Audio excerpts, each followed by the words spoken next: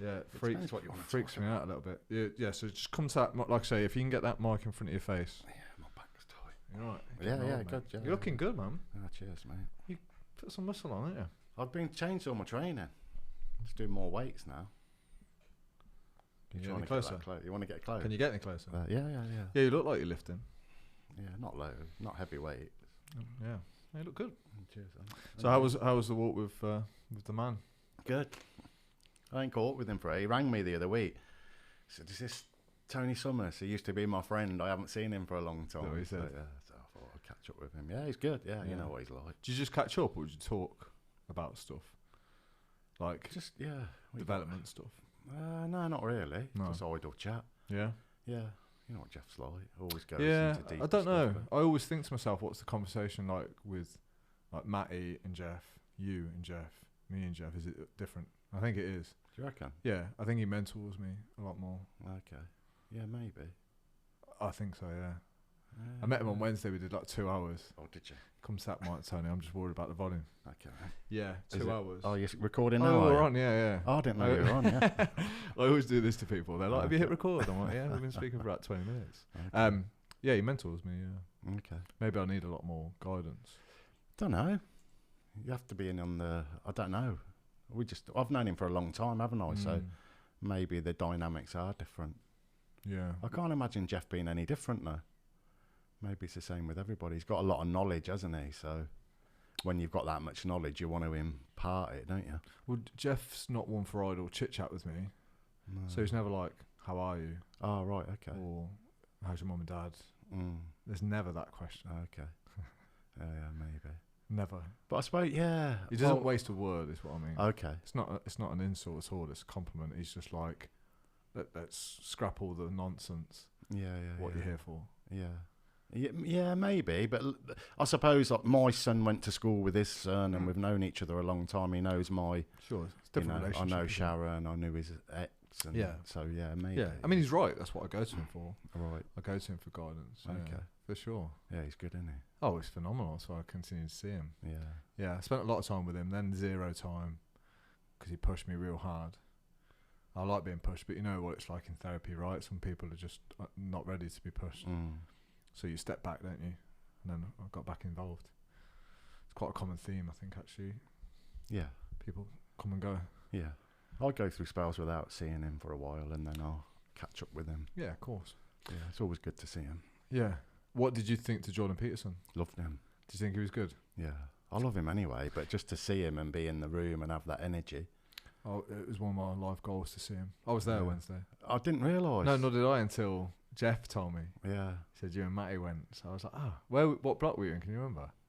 We were in different blocks. Oh, you and Matty were in different blocks. Yeah, I was in block 5. My friend Mike Moore. Might have been 8.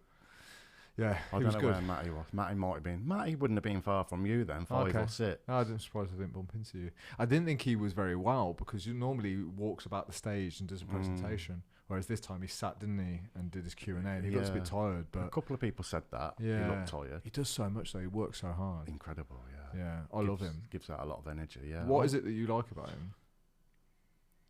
I like just his courage. The fact that he's got the courage to stand up and say what he really thinks, and he can back it up. Yeah, he's very, very clever, isn't he? Even that, someone asked him about his books, didn't they? And I can't remember what the book was, but he said he'd read this book. It took him 6 months to read. Yep. And I thought straight away, I'm not even going to attempt that if it's took you 6 months to read. And there was something like, I might have this wrong, but there was loads of references in it.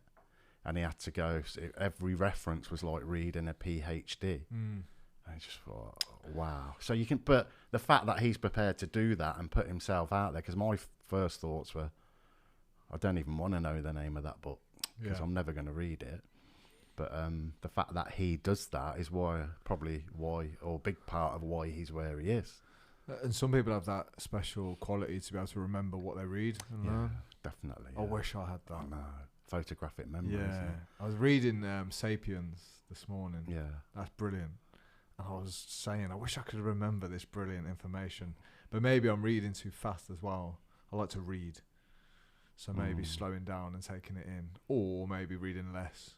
But I enjoy it. I get pleasure from it, not just education. I Yeah. actually like reading. I'm the same as you, but I think the best advice I had with it, which I don't always do, is write it out. So if you see something you really like, write it. Yeah. Because it's seeing it, isn't it? Writing it and then tell somebody. That, yeah, I highlight it with a pen, which and then I go back over it. Yeah, but that's what I mean. It requires more. That's the difference between reading and studying, probably. Yeah, definitely, yeah. So I'm starting to think maybe I should study. Well, maybe I want to study more. I think not need to. It's just a pleasure. I get up every morning. It's the first thing I do. Read an hour of my book, and yeah, I like it. Brilliant. Yeah, that's good. Yeah, and then I do an hour of writing. That's good. Yeah, fair play to you. Yeah, take some work. Kind of. I've got no kids in that, mate. So it's not like, you know, when people say, "Oh, it's chaos," it's not chaos in my life in the morning. It's my favourite time. It's quiet. Okay. Yeah, it's a good habit to be in, though. Yeah, well, I like to think I'm quite decent at habit formation. Been playing the game long enough. Yeah. So although I started like 10 minutes, I think I started reading for 10 minutes a day. So they always say you can't improve a habit that doesn't exist, right? So you just have to start it. But yeah, I sat back and I thought, well, why? Like, I think Jordan Peterson had what did you say, 4,000 there, 5,000 people there? I thought someone said it was 12. Really? Didn't look like. Anyway, he's got a massive following, right? I was thinking, well, what is it about this guy? What's he saying? What's he doing that gets me to spend 60 quid on the ticket? Call my friend up, say you've got to come down from. Oh, what is it? What is it about him? I know the courage is. That's the one word I jumped out of my head as well. But there's lots of courageous people out there. I wonder what it is about him that draws a crowd. Well, I was having this conversation yesterday with someone who's very much into the church, and I was talking to him, and I was talking about Jordan Peterson, and this guy, he's a you know, someone who's quite close to me, and he was saying, we were on about how the church now doesn't, if something's going on in the world, you very rarely hear from the church. And it's because, in a way, I don't know if this is the right word, but it's lost its moral, because that much has gone on within the church. You know, I'm thinking Catholic Church now, that they tend not to. In a way, it's a sad thing to say, because they're not all like. There's lots of good there, but they've lost their integrity. You know, so it's almost like this is not a good example, but if I'm smoking and I'm telling my kids not to smoke, they're probably not going to listen. And that's a bit, because the church has been involved in so much scandal and so many things have gone on, people are not really listening to them anymore. And I think what that's done, it's created a void for people like Jordan Peterson to step up, because you don't hear of him being involved in any scandal. I know people don't always like what he says, and people call him right wing, and he said, "You made me laugh, he's been called a Nazi and a Jew in the same day." You know, and I always say to people, because I've said to people about him and they go, "Oh, he's a right wing, isn't he? And he's this." And I said, "Well, you obviously haven't looked at any of his stuff. Go and look at his stuff and you'll find that he's not." Yeah. You know, I think when you hear someone's name and then somebody references him as a Nazi, you put those two words together, and sometimes you can't shift that perspective. And it gets spread as well, doesn't it? Someone hears that, they tell someone else, and before you know it, Jordan Peterson's a Nazi. But I haven't heard. I've actually only ever heard him slate the Nazis and what they did and stuff like that. So yeah, I don't know where that comes from. Like I say, it's like a rumor that gets spread and then it won't leave him, kind of thing. But yeah, it's interesting what you say about the Catholic Church, because it does certainly come up with. It raises doubt now when you question their integrity. Definitely, yeah. But then I watched a little bit of the Queen's funeral, and that was heavily it was in the church, Catholic Church, right? It was very. No, it's not Catholic Church. Was it not? It's a Protestant. You'll get killed for that. Oh, would I? I don't know, mate. I know, yeah. I don't keep. See, we need to talk about current trends in me, and I don't know. Yeah, I watched it for 10 minutes. Yeah, I didn't watch any of it. Did you not? No. The reason my parents came to visit that day, my mum said, "I'll be upset if I don't see the funeral, so can we have it on?" I said, "Yeah, of course." So I watched 10 minutes and then went and did my thing. Yeah. I've even got lost in that whole Protestant Catholic thing. I don't really care for it. It's quite sad in some ways. But that's another thing, though. One of the, I'm not a royalist, but you have to admire her, I think, because she didn't get involved in anything. She kept her calm. She served. Yeah. So again, when I'm talking about integrity, she seemed to have that. Yes. I agree. Certainly, I think because there was a public vote taken a few years ago, and I think the majority would have liked to have scrapped the royal family. I think it just felt a little bit fake and false when everyone was like, you know, mourning for 8 days. I think people might have liked the time off work, but I think it was quite a sad loss. Yeah, definitely. Because I think because of her character. Yeah, like I said, even for someone like me who's not a royalist, you couldn't help but admire her character. Yeah, and there's a lot of stories about her kindness and you know, just being quite a normal person, playing with the dogs and just normal life, and as well as normal as you can be as the queen.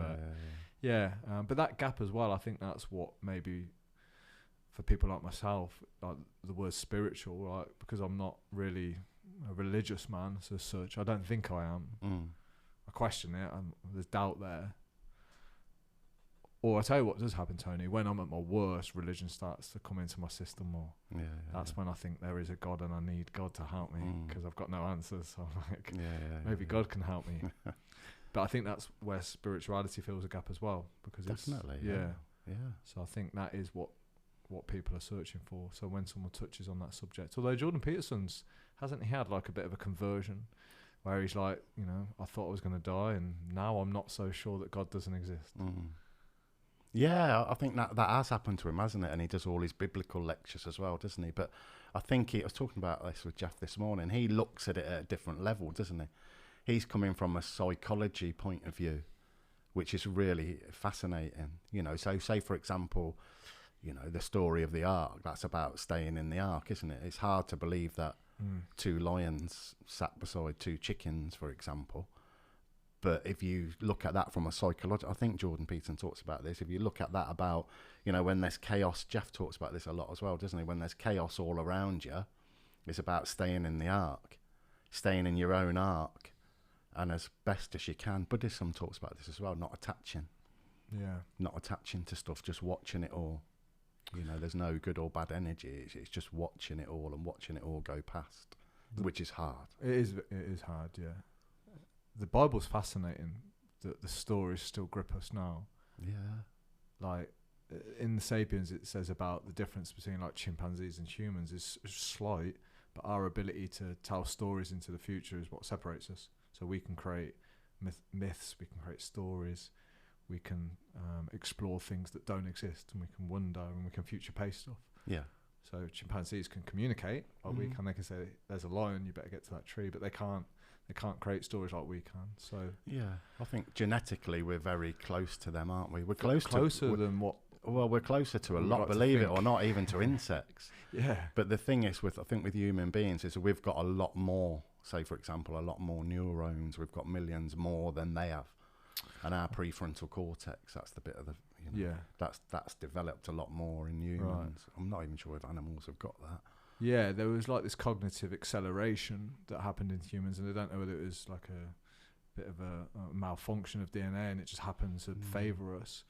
But it's a fascinating book, that Sapiens, actually. It's really fascinating. Because again, it says, you know, I think we like to think because our brains are quite big that we're smart, and it's got nothing to do with brain size. So that's quite a fascinating book. But yeah, it's a shame. Like I'm reading it knowing that I'm going to forget it, which is frustrating. Because I'll be a fucking genius, mate, by now.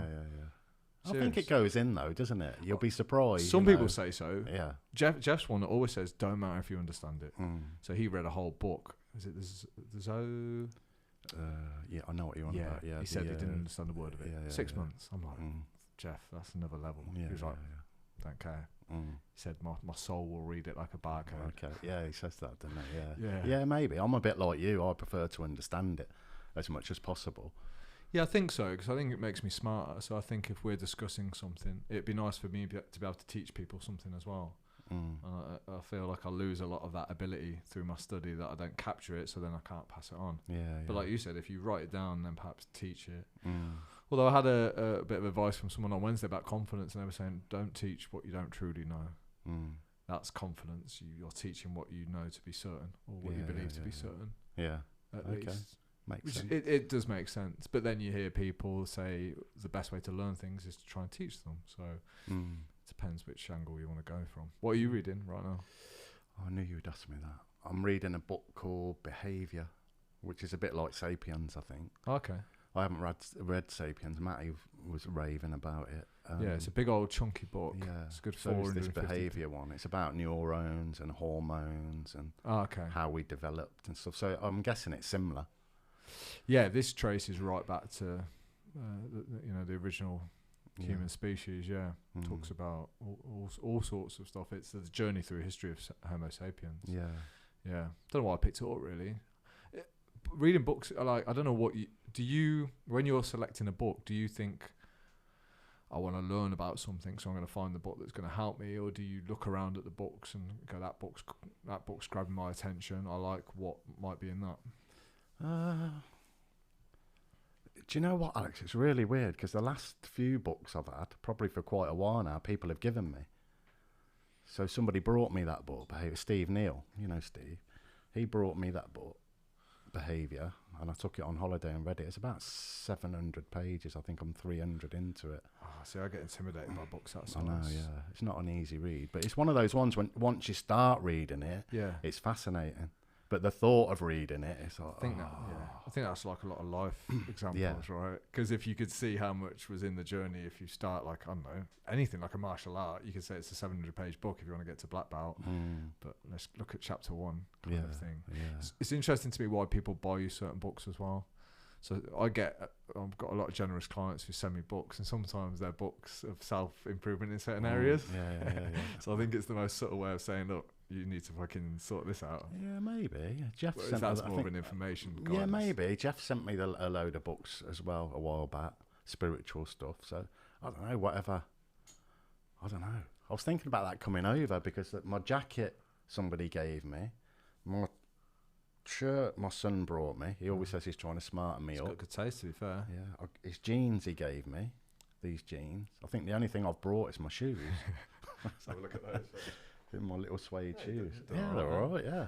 Well, my old man dresses real smart. He's got good order. He likes his Fred Perry. Yeah, he looks good. Well, I'm pretty, if you left it to me, I'm a bit of a tramp really when it comes to clothes and stuff. I don't know. I was speaking to Troy about this yesterday, and we were talking about what's important to us. For some people, like fashion sense is the last thing on their list. Yeah. And I guess that's me. Well, yeah, maybe. Well, for me, I'm all right with it. It doesn't, it doesn't really matter to me. But well, like I say, your name came up 10 times yesterday on the podcast. I did it. Yeah. Well, not for good reason. Well, I was joking with Troy, just saying his leaving dude's going to be in a phone box. Did he tell you? And I said there'll still be room. We give each other lots of stick. Sure. So I love training with him. He's going to be a loss. Yeah, he said you helped him a lot, especially dealing with. So Troy's 38. And so am I next week, and we were both saying how like it's a strange age because you've got a whole future ahead of you, hopefully, but you've got like a life that you've left behind usually around that age. Yeah. Well, that's where your midlife crisis is coming, isn't it? Yeah. Well, this is what I'm studying at the minute because I didn't really know what a midlife crisis is. In fact, they didn't know whether it existed really, or whether it was a physiological change. Perhaps not. But a lot of it comes down to you've experienced enough. Or you've probably pursued a life that you think you should. You've probably by that point collected a family, a job, a house, clothes, everything that you need. And you're like, there's still something. Well, there's a theory called lifespan. And it's quite sad to read in a way when you look into it because we like to think we're different. And when you look at this lifespan thing, so say, for example, teenagers. They normally rebel against their parents and look for new parents within maybe a group of friends or a gang or something like that. Then old people like to tell you their life story because they're getting towards the end of their life. Then they might not be doing this consciously, but they're passing on what they've learned. So with the lifespan theory, it says at different stages of our lives, we do different things. So what you're saying there, Alex, that's where the midlife, it's almost like you're halfway through your life, roughly, or hopefully, and you're weighing up the first half and going, right, how do I want the second half to be? Do I want it to be? That's why some people will go off and do something completely different that they've never done before because they're going, right, I want the second half to be different to the first half. There might be some regrets in there or... Well, I think you start to question how you've ended up where you have and how much of that is what we might call the true you versus the values that have been put into you. So like, you know, all the physical stuff that I've done over the years, I'm like, well, how much of that is just the opposite side of the pendulum of that scared kid that I felt when I was 16? So I'm like, is that a good thing? You know, I've pushed myself to these limits. I want to prove to myself, I want to prove to other people.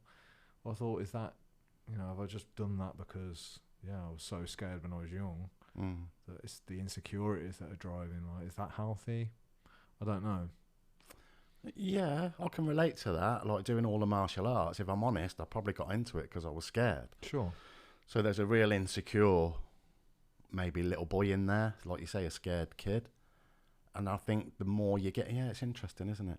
Because the more, how it worked for me, I'm doing courses, I'd start standing up. Once people, you know, you're teaching in Ireland, Scotland, different places.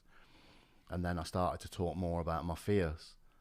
But I think that came from a place of being confident physically, that now I could start talking about my fears. And I noticed that when I started to talk about that, it was almost, I remember talking to a group of people, it was on a course in Dublin, started talking about fear, and I could feel the whole room melt. The physical stuff had been going really well. It was a good course, but someone asked a question and we went into fear, and I could feel the whole room just melt. And I thought, wow. So I was basically talking about maybe some of my vulnerabilities, but people really connected with that. Because obviously, I guess in a way you're giving them permission to talk about their, not that they need permission, but to talk about their vulnerabilities. And they're things we tend not to talk about.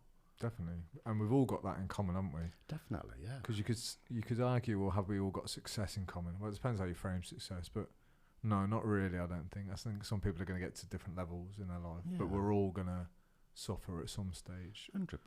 So it's like, well, there's a commonality.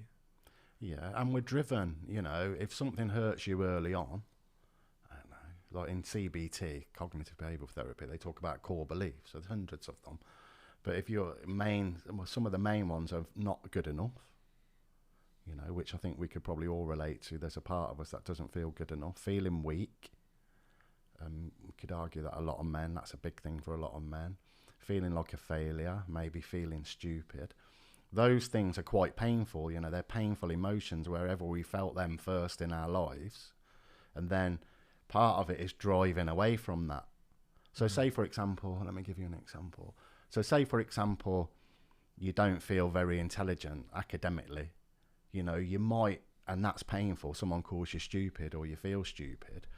One of your ways of counteracting that is to work really hard and go, right, I'll show you that I'm not stupid, and drive and drive and drive and drive. But I think you reach a point in life where you get a bit older, well, this happened for me anyway, where you think, what am I trying to prove? And who, you know, with all the martial arts stuff, I know I reached a point where I thought, what am I doing here? Why am I still doing all this stuff? Who am I trying to prove stuff to? And then I realised it was myself. At first I thought it was my dad. I thought, well, you know, he didn't think this of me or that of me. And then the more I thought about it, I thought, well, he never said anything. It was a belief that I'd picked up. So because that belief was painful, I drove in the opposite direction to it. Right, I'll show you. I'll show you how tough I can be. I'll show you, you know, that I'm not scared to go and do this and this and this. Until you reach a point in your life where maybe comes with age where you go, what the fuck am I doing? I don't need to prove anything to anybody, which probably to do with what I'm saying about the clothes. I don't care. I don't need to prove anything to anybody. Yeah, I think you're so right on that. And again, I always compare it to the pendulum. So, for example, the more scared you are as a kid, sometimes, like, if you do swing, you do go, like, the extreme opposite. So you become this who's always trying to do these crazy physical challenges, prove to himself that he's tough and all that. But I think you're so right, because me and Troy used that word prove a few times yesterday, and we're both at the point where we've probably done enough to prove to ourselves. Definitely, yeah. Do you know what I mean? Like, because Troy steps in the ring with, like, Olympic gold medalist Luke Campbell on a day's notice. Brilliant level. I'm like, Troy, you got balls of steel. Yeah.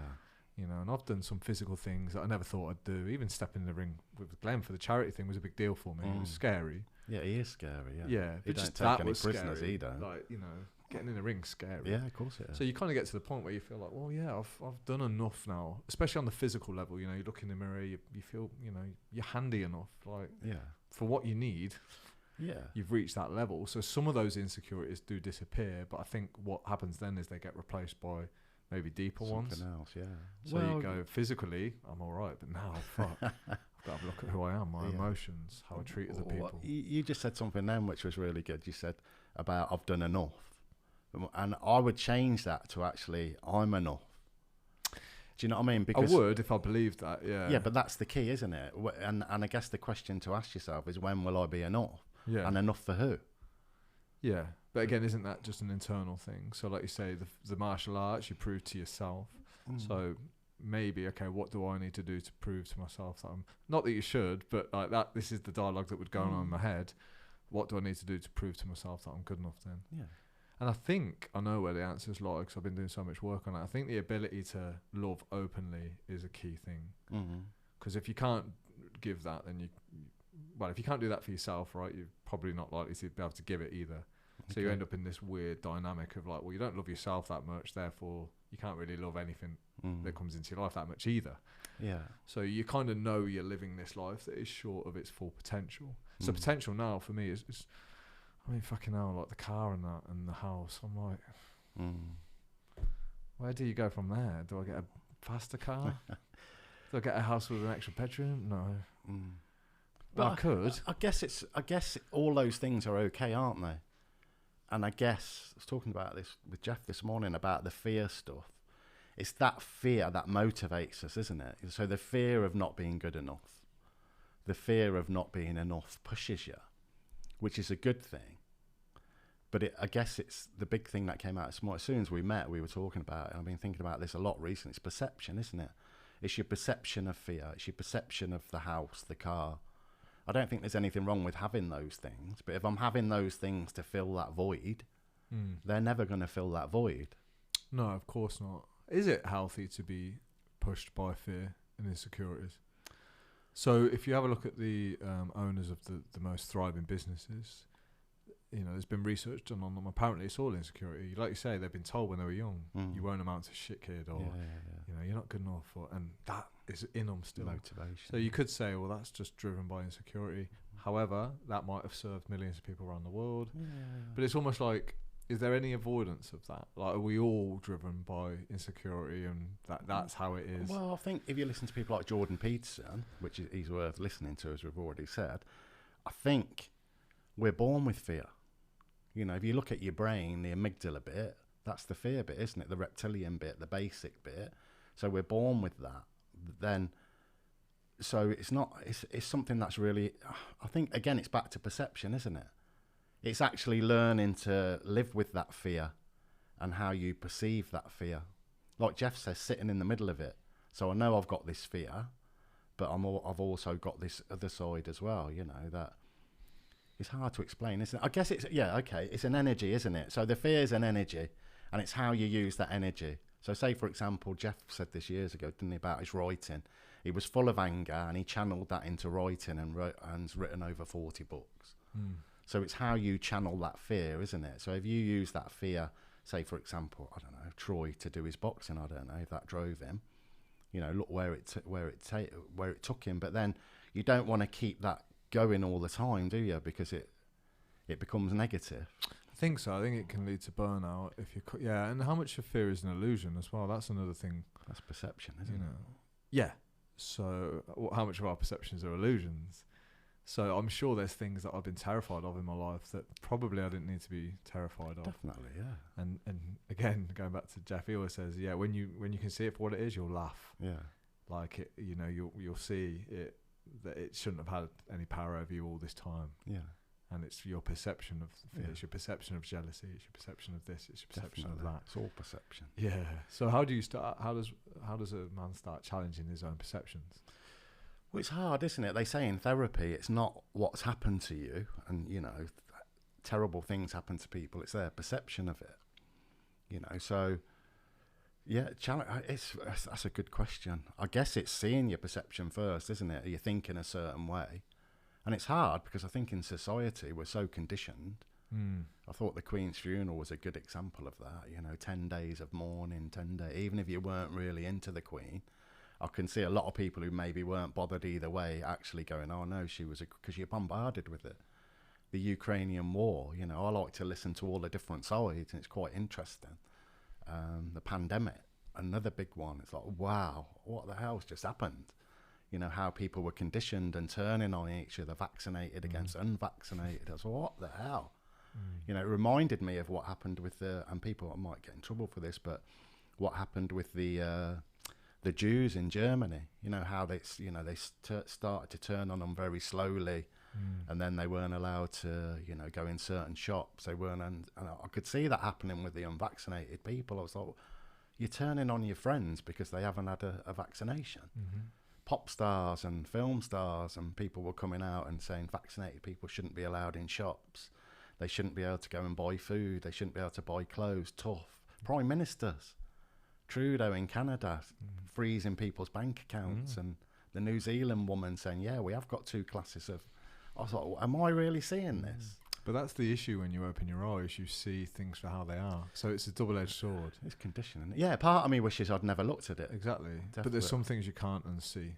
Yeah. In life or in learn. Well, I think there's lots of things you can't unsee once you've got that information. Yeah. But I guess it's what you do with that information, isn't it? You know, because that's what I liked about Jordan Peterson, he said, which really helped me, about, I can't remember what he called it.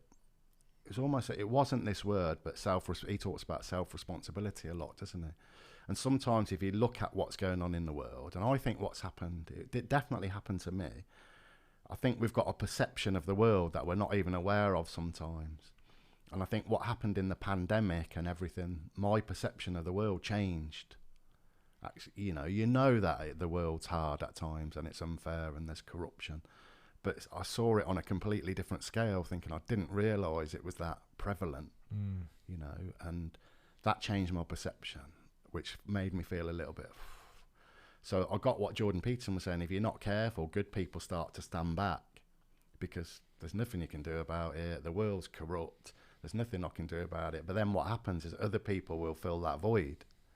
You know, so I really like what he was saying. He was saying we need to start stepping up again. Yeah, that struck a bit of a nerve with me, and I think for that very reason. So I've already said to you, didn't check in with the Queen stuff. Don't care about the Ukraine situation, COVID thing. Fuck all that. I'm not, and I don't get involved in any of it. And I think that's an example of me just going right, my own little world. Forget everything else. I think maybe because that's easier, and I think I don't know what to do with all that information. Yeah.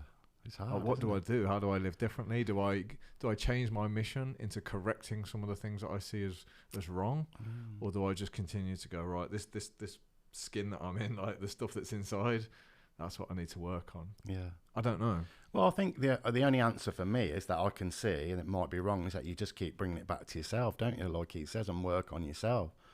And put in your own, you know, you be that example and you'll help, like you're doing, you know, your better man stuff and all that. You're doing the podcast. If you're helping people, aren't you? You're serving people in your own way. So yeah, I think so. I thought about why I do the podcast. There's definitely a selfish point of view. Like I say, I've already got a value of learning. So yeah, the opportunity to lock someone in this room like yourself for an hour and a half. It's like I want to do it. I'm not doing it for the greater good. First of all, there's a real big payoff that people listen. Yeah, you know, and I get little notes saying that was a really helpful, and that's brilliant. I love that. But yeah, I'll openly admit it originally comes from Sal. I want to speak to you. Yeah, well, I think a big part of it that Anthony Robbins talks about this as well, doesn't he? About significance, wanting to feel significant, wanting to feel that we're doing something. I think that's a big part of it for me. You know? Yeah, I'm not sure what that word means, significance. I feel like I want to do something worthwhile with my life, but I certainly am not interested. Like, it's very rare I check like listening figures and stuff like that. So I've got no drive to be significant on Instagram, for example. In fact, I'm the opposite. I kind of like staying small on there. Like I'm regular and consistent on there. But yeah, the idea of having like 100,000 people picking at me.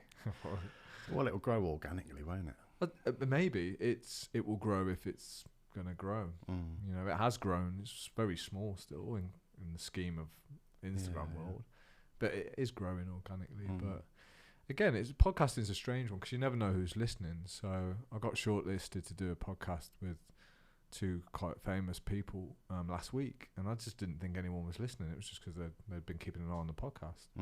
So that's one of those things. Like, I think you know when you're doing the right thing in life because you just do it for the love of it. Yeah. And then if good things come of it. It was weird because when I was told I was shortlisted down to 2, I didn't even think about it. I didn't sit there going, oh, please let me do this podcast with Tom Hardy. I didn't even think that. It was just like, if it comes, I weren't bothered when I found out I didn't get it. It's weird. Yeah. So I mean, it's like, I quite enjoy what That's I'm doing. good. That's good though. It's Isn't good. It shows you're onto something good. It is good. What gets in the way sometimes, mate, is finance.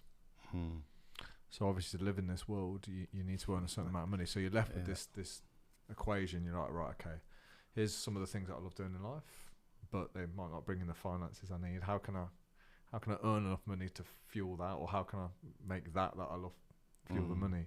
Because you got to be careful you don't get up each day and go, right, I need to earn money today. What can I do? Even though that might be a true statement, it can drive you towards things that you don't particularly love, right? Yeah, definitely. Yeah, I think the finance is a big thing. When I look back over my life, because I was 60 in June, and it's, you know, I do, and you're doing a bit of reflecting.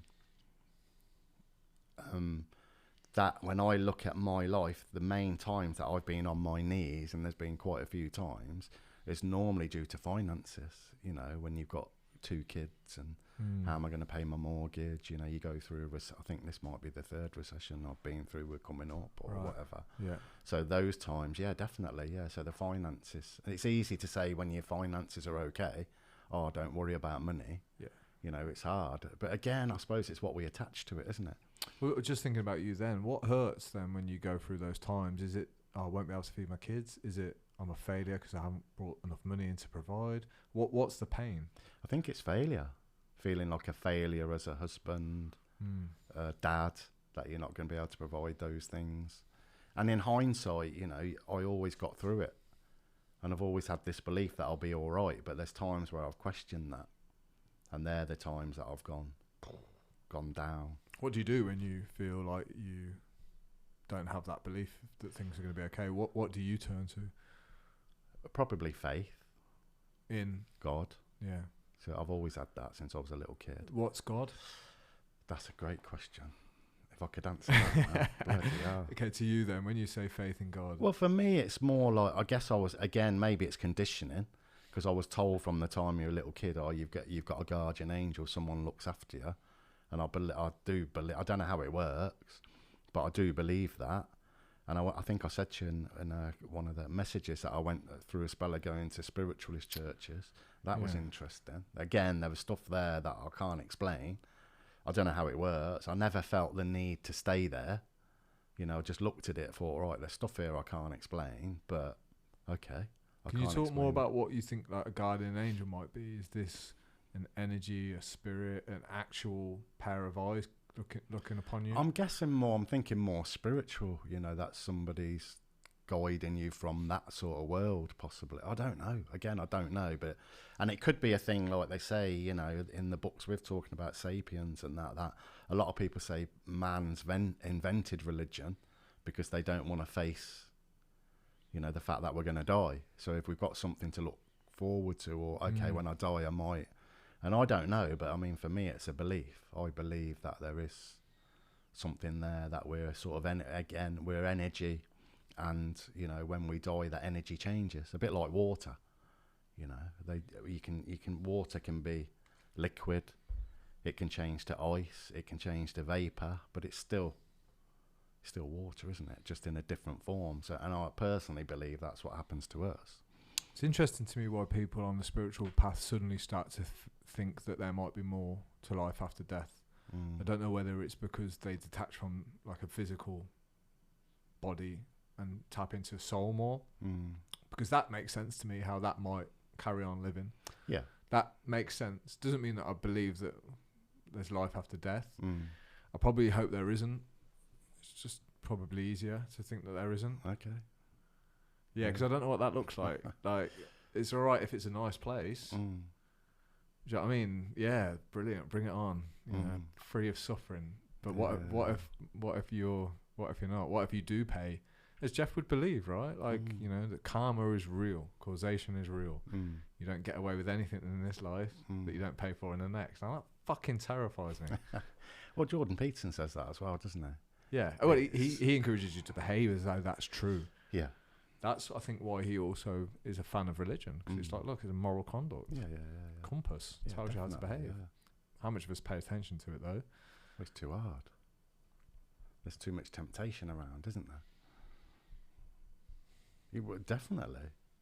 Well, again, it's conditioning, isn't it? We're conditioned to want more.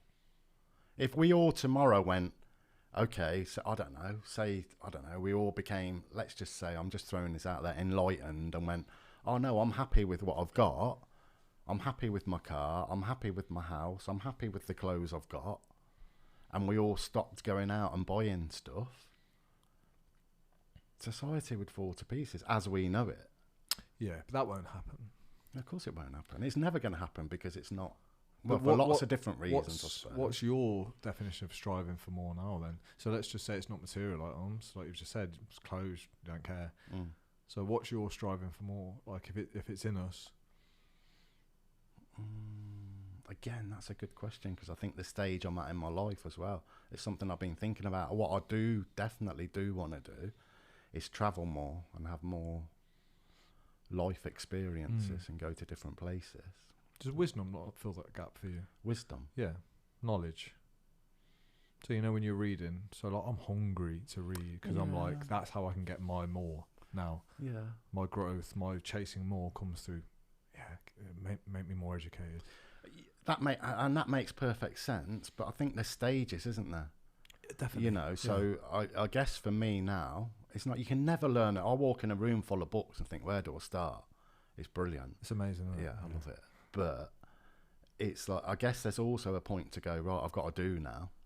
Instead of reading, or do both, read and make sure you're doing stuff as well. Yeah, of course. Having as many different experiences as you can. What's really benefited me lately is reading a book for the second time.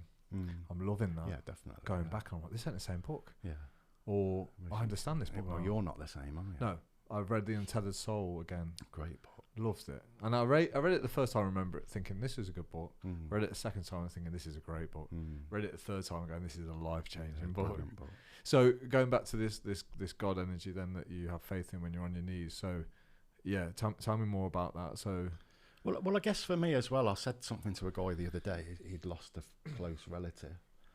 And it just came into my mind, and I was working with him, and I just said the Winston Churchill quote, and it's not, maybe this is not word for word, but he said, when you're in hell, just keep moving. And I really like that. So it's like, even if you're going through a really hard time, it's just keep going, because everything passes. Good things pass, bad things pass, everything passes. So that's something that's helped me throughout my life. Just keep going. Do you know what I mean? And I guess training helped me with that as well. You know, maybe grappling, you're in a crap situation, and you know, but you just keep going, going. It'll change, and something happens. You get a gap, or something happens. And I think that I've always applied that to my life. Just keep going. Yeah, but I want to know who it is you're talking to when you're struggling. Well, when you talk about the word faith, do you even know, or are we just? Is there something archetypal in us that reaches out for something? Maybe it is archetypal. Like if you look at, I like the things that they say in AA about a higher power. You know, so, and that higher power can be whatever it means to you. So it might be, for Christians, it might be Jesus, or, you know, for Muslims, it might be Muhammad, whatever it is, whatever works for you. But for me, there's something there. I don't know how it works. Yeah, no, nor do I, because I do the same, and I don't even know if it works for me. It's just what I do. I always go to a church. I've been to a church a few times over the last 15 years, or when I've been close to just saying fuck this. It's weird. I don't know why I'm there. Nothing changes. My prayers aren't answered, I don't think. I mean, do you even know if your prayers are answered? Yeah, that's what I mean. That's what I mean by I think. You know, that strength that you just muster up, you don't even know how. You're like, well, yeah, is that me? Is that just human nature, or is that something else? The reason I called you about the guardian angel stuff, which again, it sounds like fucking Alex is off his rocker, but I kept waking up at 3:33 a.m. right, bang on 3:33, and I'd wake up and I'd play this game in my head. I'm like, I'm so certain right now I know what time it is, and I'd look, and I have my digital clock, because I don't have my iPhone, I have a digital clock, and it's face down, and I turn it around, I'm like, I It's fucking weird. Mm. So I went on Google, like every good researcher does, and said, what's the meaning of waking up at 3:33? And they were like, your guardian angel is trying to contact you. Right. I was like, fuck it now, I'm dying here or something. Yeah. And they were like, this is great news. I was like, okay, I need to read more into this then. Mm. Because it was a bit spooky, Yeah. waking up at that exact same point. And there's probably a reason behind it. Possibly. Yeah. But it's enough to cause me intrigue and interest into the idea of guardian angels. Because I'm like, yeah, it's ridiculous, but it's so ridiculous it could be true. I don't know how it works. Like I said, when I went to the spiritualist churches, you know, I remember going to see a woman. Yeah, I booked it for my daughter who was not into anything, and we were chatting, and she goes, "Oh, I wouldn't mind seeing just out of interest." And I asked a woman I knew who was into all this spiritual stuff, and she said, well, there's a woman in Birmingham, supposed to be really good. So I booked this woman for my daughter, probably in about a month's time. But my daughter's always travelling. So in the meantime, she's gone somewhere. And I thought, well, rather than cancel it, I'll go. Yeah. So I'm driving over there. I've just passed all my qualifications to become a counsellor. And I'm driving over there. And I'm thinking, why am I going here? And my phone went, right. I've never had hands-free, so I didn't answer it. And I get there, and it's a woman that I knew from the psychiatric unit at Walsgrave. And she said, she'd asked me a few weeks before, would you be interested in doing some work for us? And I always go, yeah, without thinking it through. Yeah, of course I would, yeah. And then... So I'm outside this woman's house in Birmingham now. Don't know her, never met her, don't know nothing about her apart from she's supposed to be good at this thing. Yeah. So, and I looked at my phone. It was a voice message from the psychiatric unit. This woman going, "We've got a family. I've got to be careful what I say. Yeah, there's been a suicide in the family. Yeah, they're devastated. Would you work with the family?" Straight away, I'm thinking, shit. Why did I say that I would do this? I've only just qualified. I've never worked, I've had to do 100 hours, you know, working with individuals, but I've never worked with a family. Why did I say I would? How can I get out of this? So I thought, anyway, I'm outside this woman's house. I go in to see the woman, and, you know, I go in and she drew a picture of a dove, which was at the time meant something to me. I thought, okay, this is a bit weird. And then she went, I'm getting a picture of the person who committed suicide on a train track. I'm getting someone's on a train track, I'm getting a suicide, and they're beckoning you forward. Does that mean anything to you? I was like, fuck. I didn't know what to say or do.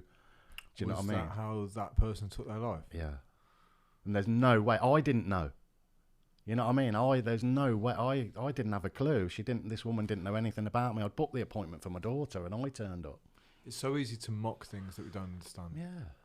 So some people would listen to that and go, it's fucking ridiculous. It's coincidence. Yeah. But I'm not saying it is or isn't, but I couldn't explain it. I don't think we should just instantly go, well, it's bullshit. No, but people can. Of course they can. I worked with the family and it went really well.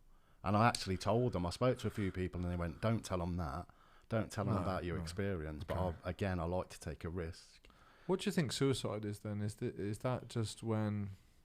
Do you think reality is like so strong at that point, or do you think illusion is so strong at that point? Like, what's the driving force for someone to go, I want out? Because it's usually young people as well, which is surprising, right? Because you think, well, there's time for you to sort shit out. Yeah. Or is it a real illness, like an illness that no amount of therapy, no amount of self-development can fix? I think there's lots of reasons. I think one of the main reasons that they talk about in therapy is that if you think about it, suicide's quite a sad way to look at it, but suicide's the ultimate taking control. You're actually deciding, which is probably the biggest decision. Well, it's got to be, isn't it? Whether to live or die. So quite often, if people feel that they're out of control in their life, you know, normally emotionally, that they've got no control, they're out of it, life's shit. The ultimate taking control back is to finish it. So it can be a lot of times it can be about control. You know, there's lots of things. It can be punishment. You know, I've known people commit suicide because their wives had an affair or something like that, and it's a way of getting, you know. But then there's devastation. They're not in control. They can't. Control's a big thing. You know. Yeah, because victim mentality can be a form of getting back at someone as well. 100%. Yeah. So I never thought about it being pushed to the limit of suicide, right? I mean, it's the ultimate punishment for somebody. Like, if you cheat on me, I'm going to kill myself. Therefore, control. It's your fault. Yeah, that victim mentality is a thing called a drama triangle, which is, I love it. It's just a triangle with three, obviously, and you've got victim, rescuer, perpetrator, and people tend to move around that triangle. Yeah. So, you know, you're rescuer. I'm a rescuer. I think you're a rescuer. So you've got to be careful because you can be drawn in by victims. Oh, yeah. And there's a payoff for each role. So the rescuer quite often gets to feel significant, gets to feel needed. The victim gets their needs met by manipulating people. People love being a victim. The perpetrator's a bully, so he gets what he wants by bullying people. And what happens in relationships, so you go to rescue somebody, they turn on you.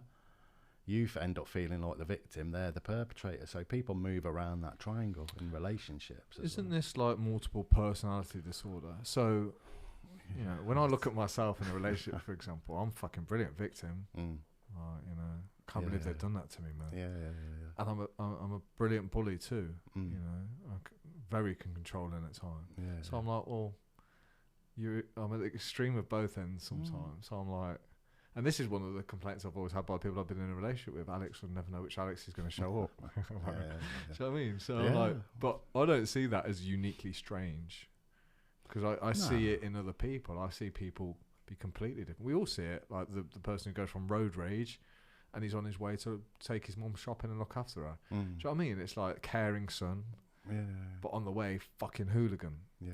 It's like, well, which one? Are you both? I think we've all got different parts of our personality. Definitely. Yeah, but then there's like, I guess, like, you know, is there extremes? Is there boundaries? Like, yeah. I think so. Yeah, I think that's in us. It's like aggression. That book I'm reading, it's interesting because he talks about testosterone and estrogen and all the different hormones. But his argument is that it's the environment has a massive impact on us, which I completely agree with. I do. So if you're like, for example, people say, I'll get aggressive when I've had a drink. You know, and you know, when I get testosterone. But his argument in the book, which I quite like, is, well, you're already aggressive. That aggression's in there. You might not be showing it. It's not the drink that's making you aggressive. The aggressive you is already in there.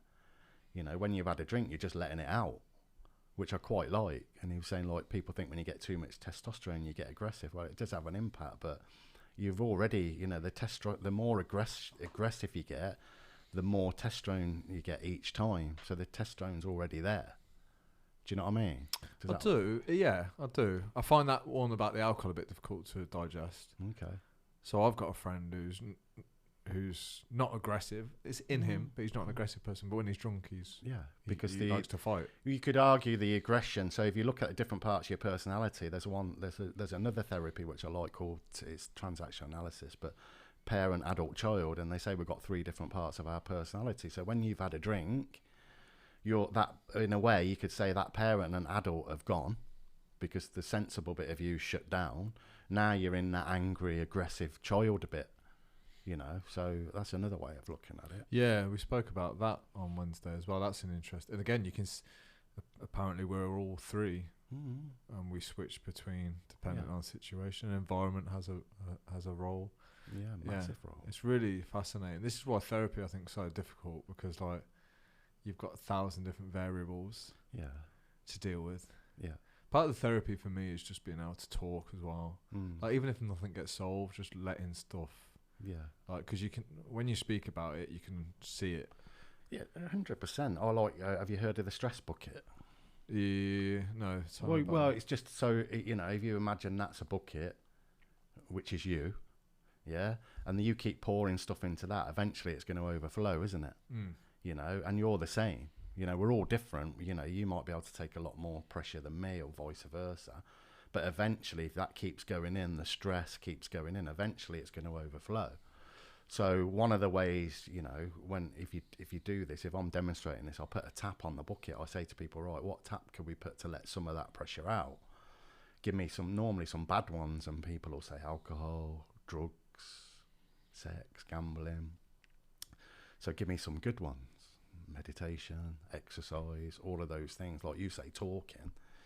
even just like you say, just talking, but there's a lot to it. You know, if you're talking to someone and they're listening, there's different levels of listening. They're really listening to you.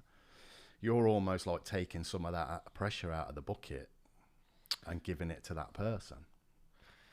Absolutely. Yeah, I guess you've got to be okay being on the receiving end of that talker as well. So Yeah, definitely. Yeah, because otherwise perhaps my stress bucket starts to empty, but here you go, Tony, have some of mine. Yeah. And that's, I always get therapy guilt. Yeah. So yeah, if I'm talking to you about my inner most darkest secrets, I'm like, well, you're fucking human too. You've got your own shit. Why are you? I don't care that I'm paying you 60 quid now. Why are you listening to my bullshit? That's that's my dialogue. Yeah, I find it really hard to not feel sorry for you that I have to pour this out onto you. So I'd rather keep it to myself. Yeah, but then if I'm putting myself in that position where I'm saying, look, I can listen to you. Yeah. And I'm trained to do that. Plus, as a therapist, you see your supervisor once a month, so you offload. And then it's quite funny because then the supervisor, they have to see somebody once a month, so it's getting all passed around. Obviously, there's no names in there, but it's getting all passed around. So, you know, I definitely, I've noticed it a lot. I've been working a lot with firemen and police officers recently. I've got for a guy called Alan Dovey, and he's a genius. And I've noticed with them, you know, when they come towards the end of their career, I think it's hit me a little bit at 60, and you start reviewing, you know. So, like, say, for example, when I left the fire service, I hadn't thought about it. You know, you'd cut someone out of a car, you'd see a few dead bodies, whatever. Just, that's your job. Get on with it, you know. But then when you finish and you sit down and you go, fucking hell, how did you deal with that? And how did that, you know what I mean? And I think it's the same with therapy, because I've been doing it for about 18 years. I've felt it a little bit recently and just think, well, I'm cutting down my hours. Yeah, of course. Because it's like, you know, I'm working with people that have lost kids, that, you know, partners are dying and loads of stuff going on for people. And you think, like you said, that goes somewhere. Of course. But I also don't think I would do it if I couldn't handle it. So it's up to me. So what I've done recently is just cut down on my hours. That's my way of dealing with it, and I'm all right with that. That's why I love conversation so much, because sometimes it feels like a joint therapy. Like it's not me offloading to you, it's not you offloading to me, it's just discussing troubles and traumas. And it feels more fair, it feels more even, it even feels more, because you will be able to direct some of my energy and thoughts into sometimes a more progressive way. So when I'm on my own doing this reflection, sometimes it's me reflecting on me. Do you know what I mean? And sometimes that can be helpful depending on where I'm at. But if I'm, you know, if I'm not in a good place, then it will be that Alex that's doing the reflection. So the victim Alex, I could easily reflect on the past in a way that's like, life, do you know what? Humans are just cruel, man. They can be. Well, exactly, and you can see where that can go. Do you know what? They can be. I mean, I can try and be positive all I want, but at the end of the day, we're just fucking animals. Yeah, I can go down that road. So, but what I'm hearing in you there, when you're, say, concerned about the therapist, on one hand, that's really good that you think like that. It shows that you've got empathy and you care. But on the other hand, if we go back to that drama triangle, that's you rescuing again, isn't it? You're almost trying to rescue the therapist by not giving them too much and, you know, not wanting to say and hold back. Do you know what I mean? Perhaps. Yeah, maybe. Again, you don't ever... This is what I mean about reflection and conversation. Yeah. So in conversation... that popped up into my head now, so I can go and look at that. And you might be right. Well, and you might be helping me when I'm working with people. Do you know, I'm working on myself as well. They're telling me stuff, and I'm going, I can relate to that. I've done that, and they might deal with it a certain way, and I'm thinking, bloody hell, I should be paying you here because I'm learning from them as well. And then I think you meet in the middle and you try and learn how to coach yourself. I think that's really important. So for me, writing is the next progression to talking. I don't think it should stop at talking. No. Jordan Peterson's a big advocate of writing down your past, looking at it, dealing with it, processing it. Have you ever tried to write? Well, you have. Writing about your own past. I've done this self-authoring. I started it anyway. I did it, but I didn't. I think I did it half-heartedly, to be honest. I gave up. It's too hard. I didn't want to do it. No, I struggled with it, but I think that, and his personality course as well, I don't like them. So I don't, and I think with me, I don't like fitting in a box. Yeah. I don't like... Yeah, I've never been into it. I don't, but it sort of makes sense as well, because you can see how people do things in, Yeah, you know, I'm like always introvert, extrovert. Yeah, but I'm always left with, well, okay, here's your profile, Alex. What the fuck do you want me to do with that? Do you know what I mean? Well, I think it can help. Help what? Well, say for example you're an introvert and you're trying to do something that's extrovert, then it's. If you know that already, you don't need that sheet of paper, surely. No, I don't think so, anyway. No. The thing that I've found really helpful is doing my values to a deep level and making sure, because when you ask me to do something, if I don't know who I am or what I stand for, whether I say yes or no, I'm like, well, what do I do? Yeah. Whereas if I know my values, if it pushes me towards them, yes, Tony. If it pushes me away, no. Yeah. And that can work well in business too, and time. Definitely. So if I've got a limited amount of time, what do I say yes to? The things that I value. Yeah. That kind of thing. Yeah, I think values are massive, because that's what you live your life by, isn't it?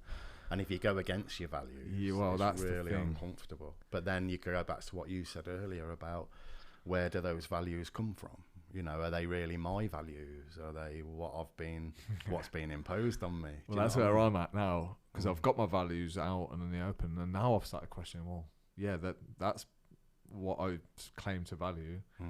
Whose are they? Do they work for you? Yeah, another good question. That's the key. Do I need to change them? Well, Can I change them? Yeah, I think you can. Because we always say, you know, you can try and pick your values, but you'll be shown your values by what you do. Yeah, well, you live. Again, the thing I like, you live according to a script. You've got a script which will be your values, will be a big part of that life. Like they call it a life script. And if you go off that, but then if you start thinking about it, well, hang on a minute, who says? Who gave me that script? Where's it, you know? If I've, say, for example, written that script down, I can change that script, but it's hard because that bit of you will keep pulling you back, because if that's all you've ever known, again, it's environment, isn't it? It's how we're brought up, your parents, society, all of that stuff. It's a massive influence. I was speaking with a lady, Rachel, yesterday. She lost her daughter, Molly, to cancer when she was 8, and she's used that now to set up this amazing charity. And she was talking about these inner values that we can't change, and we couldn't pinpoint what they were in us. Do you know of anything in you that, like, rather than focusing on the why you do things, are there things that you do, Tony, that are like you don't know why you do them, you just can't not do them? So it might be helping people. You might not feel like that's a choice for you. Like, I have to help people. I don't get to decide. Like, for me, that would be an inner core value, because that's one of mine. I'm like, I'm doing a 7-day like hell week, it's called, where I'm going to put myself through hell to raise money for Molly. I don't know why I'm doing it. I'm just doing it. But I believe everything we do, there's a payoff, even if it seems uncomfortable. Yeah. So you'll be getting something out of that. Of course I will, yeah. And it is a choice. Like, you're right. I remember sitting, I think my wife took me for my 50th. We went to Rome. And again, being brought up as a Catholic, I'm not a practicing Catholic, but I went to the Vatican. I didn't know how I'd feel about it, you know, because of the wealth. But it was actually, no matter what you think, this place is impressive. It's amazing, yeah. And I remember seeing, I've been brought up with this. I'm here. I'll go into a couple of little chapels around St. Peter's. There's little tiny chapels at the side where you can go in and say prayers. And I'm there and I'm going, God help me to do this. God help me to do nothing. I thought, I'm in this place. I've come here. It's an amazing place, but I'm not feeling anything.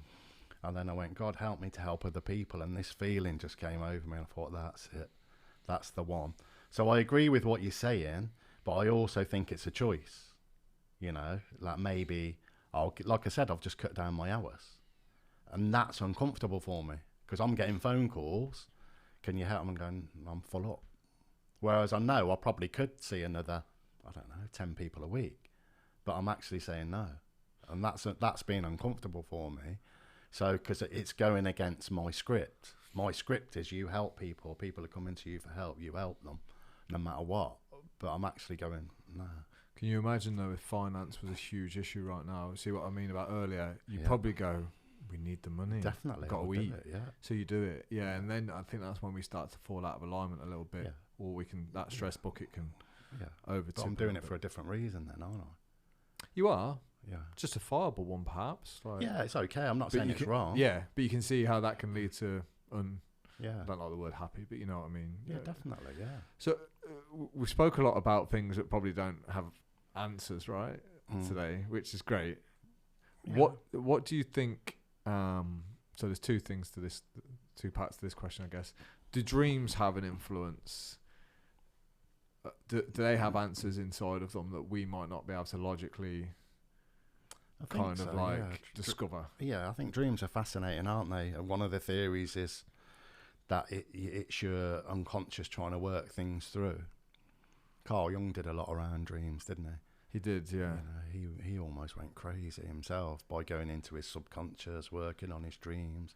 I mean, his Red Book, that's a heavy read. Yeah, I tried. Yeah, I've had about 4 attempts with that. He went and built his own house somewhere, didn't he? Yeah, he did, and yeah. just lived in it. I think it was Austria or Germany. Yeah, real. I mean, you're talking like 1880 or something. He's amazing. I mean, yeah. Again, Jordan Peterson quotes him a lot, doesn't he? He's a huge fan, yeah. He does talk about dreams a lot, especially reoccurring dreams.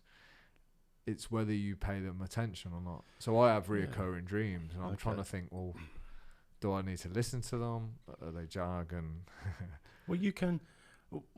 I haven't done a lot with dreams. I do bits with dreams with people. And I watched a guy once. He was an old tutor of mine, worked with a woman. You know, we were talking about dreams, and she kept dreaming about a tiger or something. I can't remember. And it was chasing her. And then he went through this. Oh, mate, it was brilliant to watch. He broke the whole dream down. And in the end, she was in bits because the tiger actually represented her dad, who had died. And it was a strength thing. I can't remember how he got there. But so what they say with dreams, what you can do is take one bit of the dream, whatever it is. So say, for example, that dream's a tiger. You take the tiger. What does a tiger mean to you? Well, what does that mean? And you keep going and going and going and going and break it down. And it's normally not like, if you look at Carl Jung's interpretation, you think, how the hell did he get there? You know, so it's not, think that, it's not always what you think it is on the surface. Do you have reoccurring dreams? No, not really. I don't think so. Do you pay attention to them? I don't know, to be honest. I can't remember the last dream I had, to be honest. Oh. I probably do, but... There's two things that reoccur for me. I'm always flying. So I'm always trying to run away from something, and then I'll take off. Right, okay. And fly. Okay. And I did this the other night, and I couldn't turn properly, and I was getting further away from where I wanted to go. Yeah. And then I woke up in real life, and it was 3:33. I was like, fucking hell, I'm going to go crazy here. And the other thing is I always get murdered, which is nice. So this is what I mean. I'm like, well, hopefully that's not saying... Well, hopefully it's not a direct thing like Alex. I think the thing with dreams are, you know, you can buy a book on dreams, can't you, interpret dreams, but they say it's about how you interpret it, not somebody else.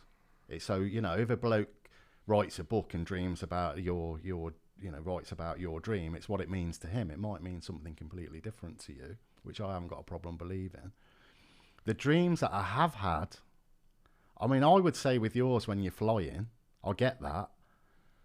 I would say the key, if you can, is to stick with it wherever it's taking you and just see where it goes. Because if you can get, my guess is if you carried that on, it'd be scary, but you'd end up somewhere that's actually quite good. The killing yourself could be just maybe... Not me killing myself, me being murdered. So frenzy attacks, knife attacks, I don't know, all maybe, sorts. You know, horrible stuff. Right, okay. Yeah. I think the most worrying thing is it's become normal. So like, I have these dreams now, I'm just like, there's another dream. Could be a part of you dying. Yeah, probably. Because that's happening all the time, isn't it? When you learn new stuff, you let go of stuff. Well, my therapist, Aidan, I don't know if you've ever done this with any of your clients. He's a psychotherapist. So I'll tell him perhaps about a dream that's significant, and he will get me to close my eyes and carry that dream on, like you said. And it leads into, So I had one very religious dream, which was, it really upset me for a number of nights, and I couldn't sleep in the same room. I was in Iceland on my own. Yeah, okay. And I had this dream. I don't know whether it's okay to speak about these dreams or not. Why? Well, I don't know. That sometimes, So, well, basically, it was Jesus on the cross, and I was curled up in a ball at his feet, and all this blood was running all over me. And that was the dream, like me in a ball. But then when it carried on with Aidan, like, and again, I don't think I chose to make this up, but I got up and stood face to face with Jesus, and he was almost like, you can go now. you can go now. It was Sounds almost like like a powerful dream. it fucked me up for days, man. I felt better after doing that because I was terrified in my dream, and then once I had the courage to stand up and look Jesus in the eyes, they weren't so scary. And he says something like, I've been carrying the cross for both of us, or something like that. I was like, fucking hell. That's powerful. Yeah.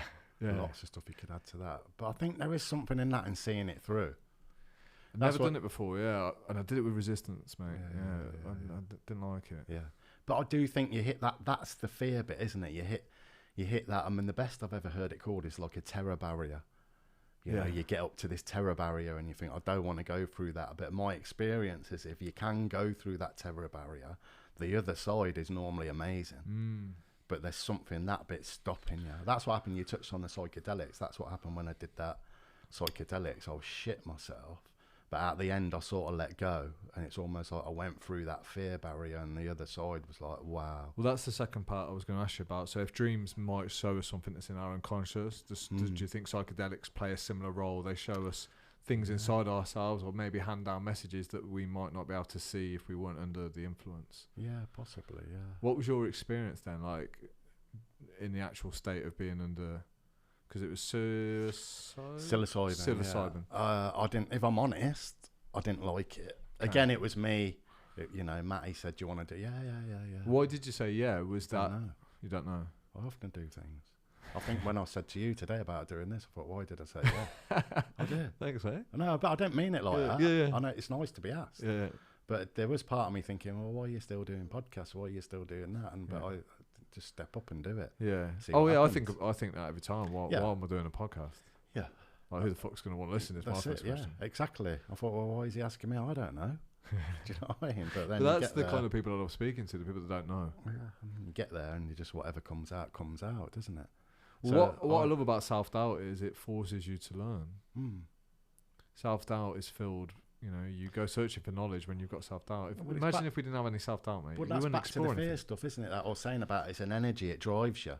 So the self-doubt, you can look at it two ways. You could go, okay, I'm not going. Or you could go, well, I don't know, I'm going to go and see what happens. Yeah. And I normally go and see what happens. Is it gut feeling that you go on, or do you just say yes to shit? I normally just say yeah to shit. And then just see what happens. It's normally, I know when I walk away from here, it'll feel good. Yeah.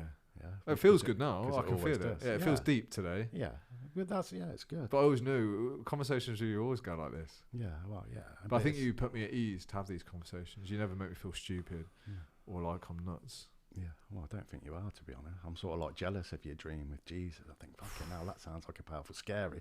But this is what I'm saying with the psychedelics for me. I shit myself, and I resisted it like mad.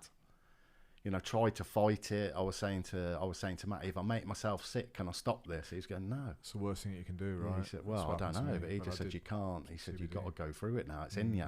What the fuck have I done?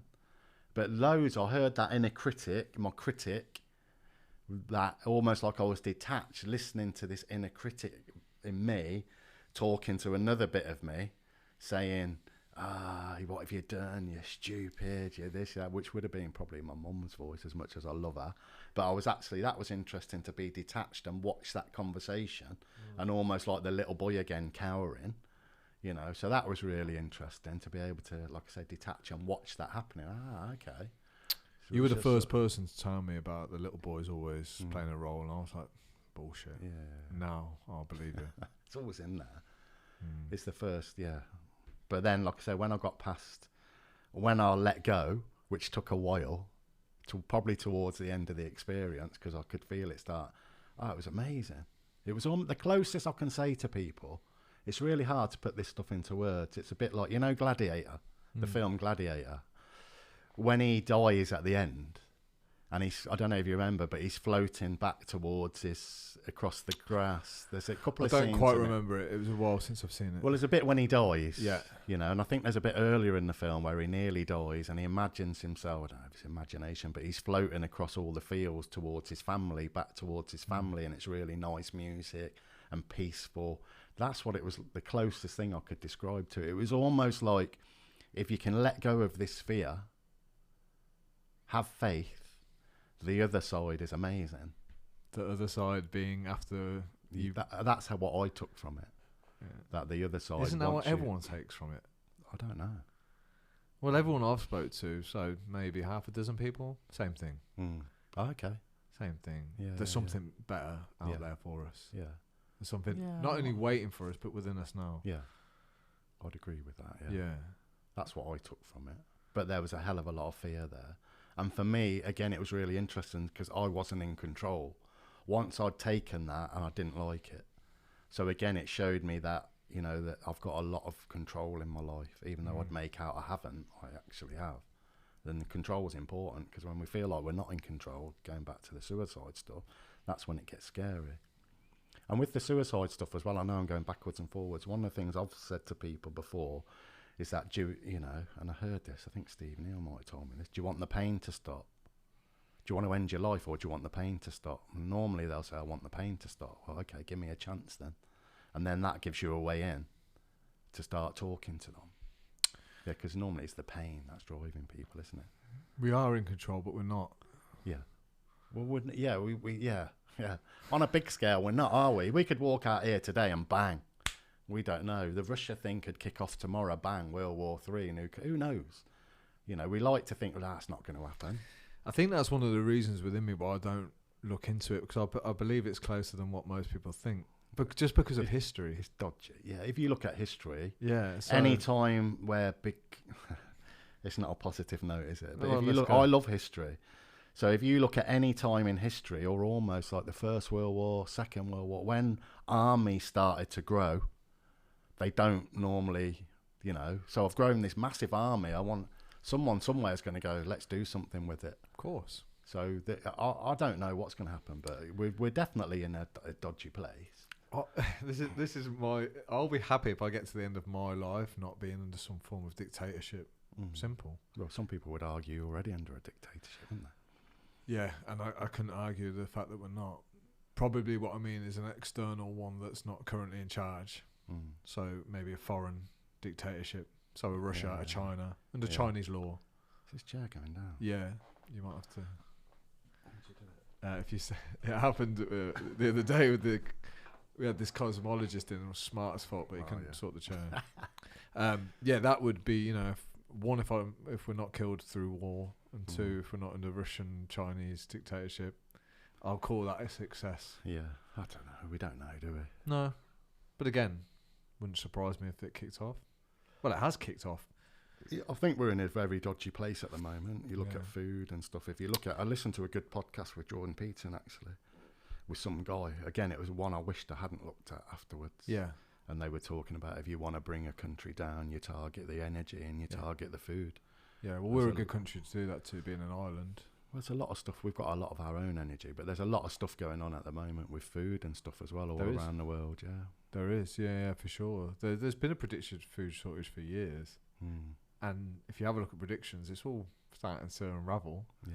It's worrying. Well, control again, isn't it? It's all right. I bought some...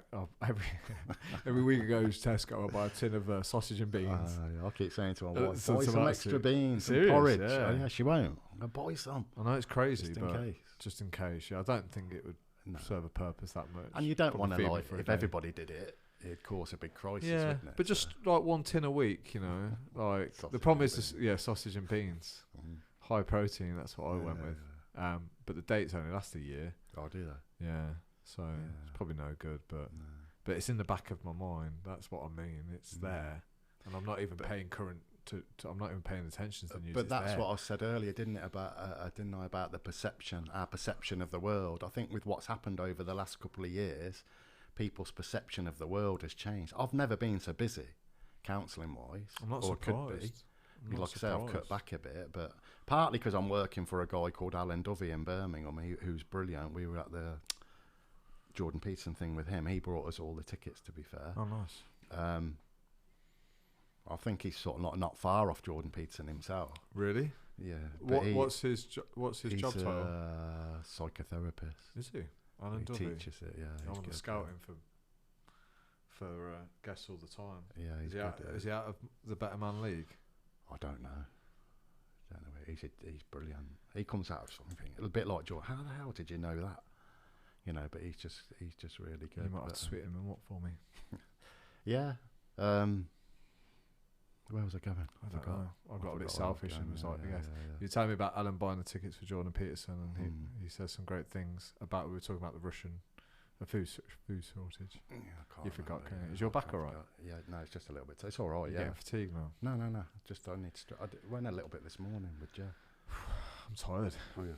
Yeah, from this conversation, it's brilliant. A lot of people say that. We were on about therapy, weren't we? Hmm. About why it's so busy, but I think a lot of it because I'm doing a lot of work for him, and he works with some police forces, West Midlands Fire, which is interesting for me, going back and working with firefighter, Western Power. But what I'm seeing a lot with people is burnout. You know, just burnt out. You know, a lot of these people have worked nurses, police officers. They've worked all through the pandemic. Do you know what I mean? Yeah, but burnout's not from working too much, isn't it? Isn't it going against certain things that would serve us? So, like, isn't there a good collapse into bed at the end of the day versus a... Well, I think conscientiousness comes into it, because what I'm seeing a lot of people who are very conscientious, they want to do a good job. They're going and going and going and going and going because they want to do a good job, and like it's a double-edged sword, because those people eventually it'll catch up with them. You know, again, not saying no. They're doing extra, taking more on. So you've got less people doing more work, which is really common in a lot of the public services. So, and they're actually burning out, but it's because they're conscientious, it's taking them a bit longer. Do you know what I mean? That's strange, that word conscientious, because like I can relate to that on a personal, like for me to feel like I'm doing a good job, I have to put my own self-care at the forefront. So I don't think I could think I was doing a good job if I was fucked every day. I don't think I could. Yeah, Does that make sense? It does, but I guess... It hasn't always been like that, by the way. No. I think it's, like you say, you go through stages. Yeah. When I had the studio, I was always fucked. Yeah. Because I was trying to do a good job. Yeah. I was useless because I was so fucked. Yeah. Grumpy, tired. But like you say, that's where the self-care comes in, doesn't it? That's massive. I think it's looking forced after upon yourself. you. I think if you have a bit of a mental wobble or a breakdown, you're shown that like that's the most important thing. Yeah, nothing mattered then. When I had that breakdown thing at 28, nothing else really mattered. It was horrible. I just remember I had my phone next to me. I thought, if something's wrong with my mum and dad now, I haven't got the energy to deal with that. And I remember that being the thing that triggered me probably towards trying to sort myself out. Yeah. I was like one negative text or one problematic text away from just going fuck everything. Yeah. But that goes back to what we were saying earlier about being full, doesn't it? The bucket's full. Yeah, it's a good analogy. It doesn't take one little thing and that's going to overflow. Yeah, you know when you feel... Have you ever felt useless for other people? Yeah. So like you've just got enough to feed yourself and get out of bed, just. But like if anyone demands anything of you, you're finished. Horrible feeling. Yeah. Definitely. Yeah, you feel totally useless and worthless. Yeah, and I get the suicide thing. Like, I've never felt like I wanted to do that, but definitely escape. You know, I remember buying up little houses in Scotland with no neighbours. Yeah, do you know what I mean? That was my way of... I guess it's relative to a suicide. It's, I want everything to end. I want to be pain-free. Yeah. I want to get out of here. I want to get out of this. Yeah. I think it's okay to do that now and again, isn't it? Get away and... I don't know. Get away from what? You know, when you hear people go... Got that holiday, I can't wait to get away. And I'm always like traveling and adventure's different. Like, I want to go and see this place. Sort of isn't it? Isn't? Because I've thought that myself. Is it you just trying to get away? Do you know what I mean? Because I've spent the last, I don't know how many years, like I say, being a fireman, rescuing. Yeah. Just rescuing. And it's like sometimes just think recently, I just want a break. But then you can't get away from you. Like I found a little cat. I just came back from Cyprus. With my wife, and we were there. We had a villa, and these two little starving kittens came up. They're only a few weeks old, and I found myself feeding them and looking after them. And then when it came time to go, I was like, I'm going to go back and get them kittens. I loved them. Yeah, you know, they were brilliant, playing, and you know they'd jump on you and just be purring. And cats and dogs are brilliant. They're getting their needs met, ain't they? But and the more I thought about that afterwards, because I felt a bit emotional, and I thought, well, you know, did that cat represent me at some level? Which was I was getting quite deep with it, but just thinking maybe slow down a little bit for a bit anyway, you know, and just take it, you know, if a cat's getting to me and some of the people. No, I'd get that. I'd know, even you telling that story, I'd feel the same if I'd nurtured these 2 little kittens. And I think they're probably going to die without me and they need me. Possibly, yeah. It's nice to be needed by, you know. Benson was a good thing for me during my little depression. He was the only thing that, like, he was the only thing that I had to do, Benson was. Like, I had to walk him, really. Had to feed him. Yeah. Apart from that, I didn't, because the business was shut, I didn't really have to do anything. He was the only thing that required a bit of TLC. But that's keeping you going then, isn't it? It's like that Winston Churchill, when you're in hell, keep going. Yeah, I mean, I berated him at the time. I didn't want him. I wanted rid of everything, mate, including the things that I loved. I was like, everyone, go away, everything. Benson, just fuck off. You're just a pain. But in the end, he was a bit of a saviour, Yeah. So, but the good thing with that, Alex, is getting through it, isn't it? And I always say to people with stuff like that, it's like you can't see it. Quite often you can't see this stuff, the mental health stuff. You can't see it yourself building up. That's why it's good if you've got good people around you that'll go, "Are you okay?" And you, yeah. And they know you're not. And sometimes you need other people to point it out, because I found that with the anxiety, with the burnout, you don't even see it coming a lot of the time. It's there. Yeah. So, but are you in a place to receive that information? So if I'm worried about you and you're in that space and I call you up and say, "Tony, I'm worried about you," there's one of 2 outcomes, right? You go, "Alex, thanks so much, man. You're right. Yeah, I'm going to slow down." Or you go, "I'm fine, man. Like, our relationship might be a bit more strained now because what the fuck are you on about?" But then it goes back to what you were saying earlier about having honest conversations, isn't it? And being able to sit down and go, "But are you?" But this is a tough one, though. Should you wait until... So if you're concerned about me, should you wait until I've asked, "Tony, can I pick your brains on something? I'm not feeling good." What is it? Do you think there's something I can do? Not if I noticed something. No? Not if I noticed, if I was around you all the time and I noticed there was something different. Well, yeah, we had this... I went to America with my 2 friends and we were having this big debate about this as well. It's like, if you see your friend with a partner that you know is no good for them, like, you know, categorically, like, you can just see. Yeah, that's a dodgy one. Yeah, it's like, we don't think that person is going to take any notice of our opinion because they're in love and they see what they want to see. And I read a brilliant therapy quote the other day that said, like, trying to give therapy to someone who's in love is like trying to give therapy to an alcoholic who's drunk. Like, they are literally love drunk. Yeah. Like, good luck trying to get through to that love drunk fool, you know? Yeah. And I get that, because I know I've been in relationships where people said at the time, "Alex, what the fuck are you doing?" Yeah. And I've been like, "Well, you know, she's really good." Yeah. Like, you know, she's got a heart, like, you know what I mean? I do, but I also think, again, honesty is a funny area, isn't it? Because I remember a guy saying to me years ago about, he called it promiscuous honesty. And I loved it. It's always stuck with me. It's almost like I could insult you and I could see that I've hurt you. And you go, "Well, that was really hurtful, Tony." And I go, "Well, I'm just being honest, Alex. But my real intent behind it is I want to hurt you." Do you know what I mean? So it's promiscuous honesty. So there's lots of different levels of honesty. But I guess with what you're saying, I don't know. It's a tough one. Sometimes you just plant the seed, don't you? You know, maybe in a year's time, say your friend in that situation, something happens and they fall out. You know what I mean? They could use Alex and Tony and a few other people, they told me that at the beginning that she wasn't good for me. And that might help them to overcome the breakup of that relationship. If the friendship has stayed intact. Yeah, I know, that's the thing. Yeah. And it's even harder when it's family members, like sisters, brothers, like if they're with partners. It's hard conversation to bring up. It's a bit like, you know, when they say if you stop drinking, you lose, 80% of, I don't know, 80% of your social circle. I relate that straight to honesty. Yeah. If you're honest, you lose 80% of your social circle. Depends how you do it, though, doesn't it? And what's your intent? Intent's really important. Yeah, but I think honesty hurts people, even if it's decent, true honesty. Yeah, but then again, how you deliver the message. But I think there's some things that they can't bypass a pain point. Do you know what I mean? And love is one of those things. Yeah. Like, even if I slowly insinuated that woman that you're with, best mate, she's fucking no good for you, man. But he loves her. He's going to defend her. Yeah. And he'll chop me before he chops her. Then I'd be looking at, why am I telling him that? What's my intent? Is my intent genuinely to help him? And if it is, then I'd probably find a way of delivering that message, no matter what. Well, what's a good friend? Is a good friend that goes, yeah, he's fucking up, but I'll be here when it falls to bits? Or is a good friend that says, no, I'm going to jump in, I'm going to tell him what I believe to be honest?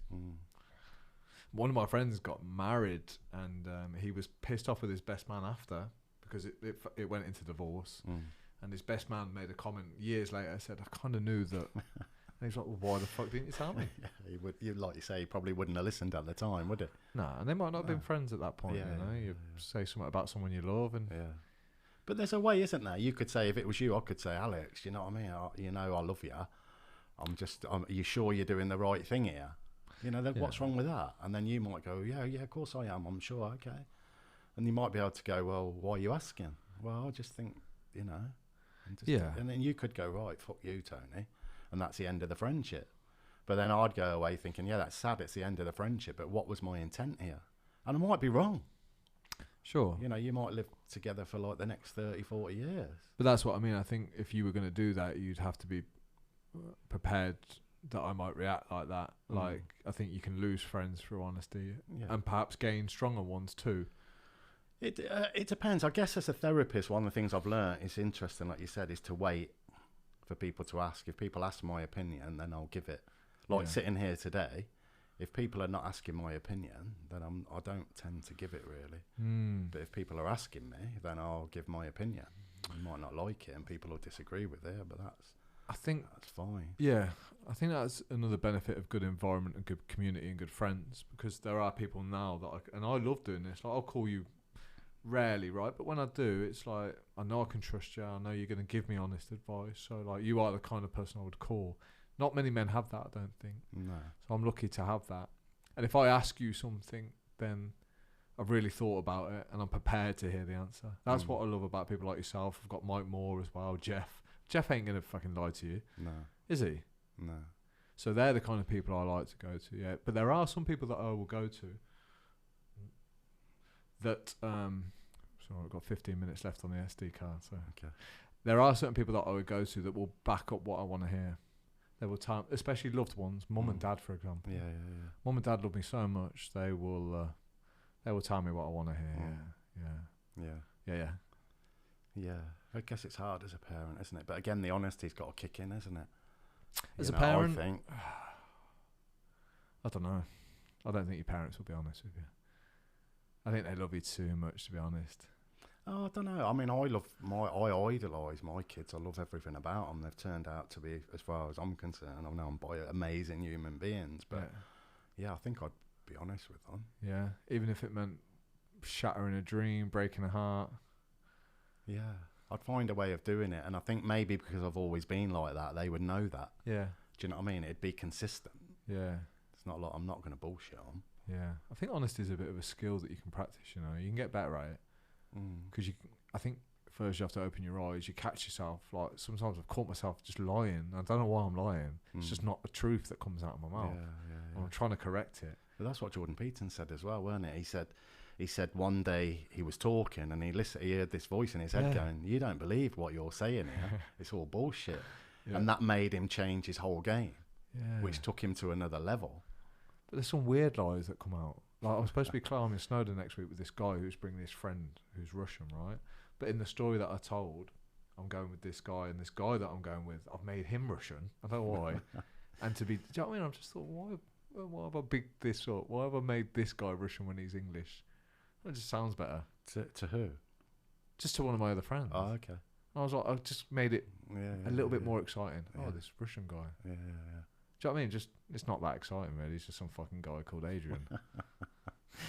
Yeah, I don't know. Maybe if we go back to the parent, adult, child bit, it's the child bit again, trying to impress. I think impress is there, and creating stories is good. We do it I think we dream all day and fantasize all day about stuff. Well, hypnotherapists say that, don't they? That you're always in a state of, a trance.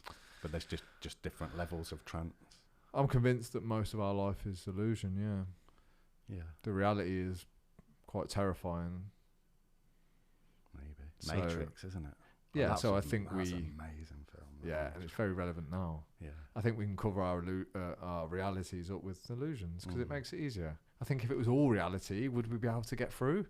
I don't know. Well, that he said that. That's probably my favourite bit of the film, where the guy, I think he's grassed them up, hasn't he? And I think they're asking him why. I'm probably getting this a little bit wrong, but they're asking him why he did it, and he said, "Look, I know the beautiful women, I know the steak, I know the big houses and the fast cars are all illusion, but I love it. So I want it." And I just thought, wow, fucking hell, that's powerful, isn't it?